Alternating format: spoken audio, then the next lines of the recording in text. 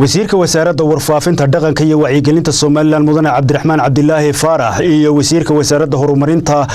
beeraha Soomaaliland mudane Axmed Muumin Saad ayaa xarunta wasaaradda warfaafinta ku yeeshay kulan ay iskaga kaashanayaan horumarinta wax soo saarka beeraha Soomaaliland ee dalka mudane Cabdiraxmaan Cabdilaahi Faarax wasiirka wasaaradda warfaafinta Soomaaliland ayaa sheegay in ay ka wada hadleen wasiirka wasaaradda beeraha Soomaaliland sidii loo dardargelin lahaa amarkii madaxweynaha ee ku saabsanaa kor u qaadista wax soo saarka beeraha dalka waxaanu ballan qaadanaa ayuu yiri wasaaradahan in hawshaasi dhinacayaga aanu ka fulino anagu hadii aanu nahay wasaaradda warfaafinta iyo wacyigelinta waxaanu ballan ku qaadnay oo aanu isla afgaranay wasiirka iyo madaxda wasaaradda beeraha sidii aanu qayb lixaad uga qaadan lahayn wacyigelinta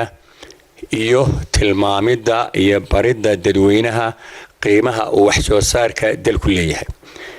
dadku hadii ay doonayaan in ay sicir bararka laga hadlayo ka baxaan waa in ay wax soo saarka kor u qaadaan taarahan dhaadheer ee la dhisanayo waxa ka qiimo badan in dalka wax la soo saaro oo beeraha kor loo qaado sidaas awgeed wasaaradaha oo dhan gaar ahaan wasaaradda beeraha waxaanu diyaar u nahay in wasaaraddu awoodda ay leedahay ee dhinac walba aanu adeegsano kor u qaadida iyo wacyigelinta kor u qaadista beeraha sida haday suugaan tahay haday majaajilo tahay haday barnaamijyo maqal iyo muuqaal tahay dhan kastaba iyo waxbarasho intaba mudane Axmed Muumin Saad wasiirka wasaaradda horumarinta beeraha Soomaaliland oo dhinaciisa ka hadlay shirkan ayaa sheegay in labada wasaaradood wada shaqayntoodii ka dhaxaysay ay sii xoojinayaan maadaama madaxweynaha Soomaaliland iyo golihiisa wasiiradu ay dhiiri gelinayaan sanadkan sidii dalka loogu soo saari lahaa cunto ku filan waxaan doonaynaa bal dalkeena inuu ku tijaabino dalkan cunto loo soo saaro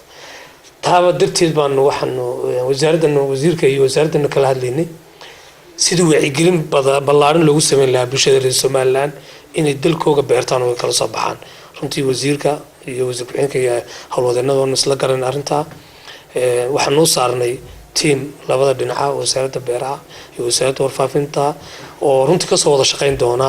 qaabkii barnaamijyada aanu ku leenahay haddana ka beeraha nooga bixi lahaa TV-ga qaranka iyo idaacadda runtii aan arkayno labada arrimood ee ugu wanaagsan ee dalkeena inaan gaarsiin karno wacyigelin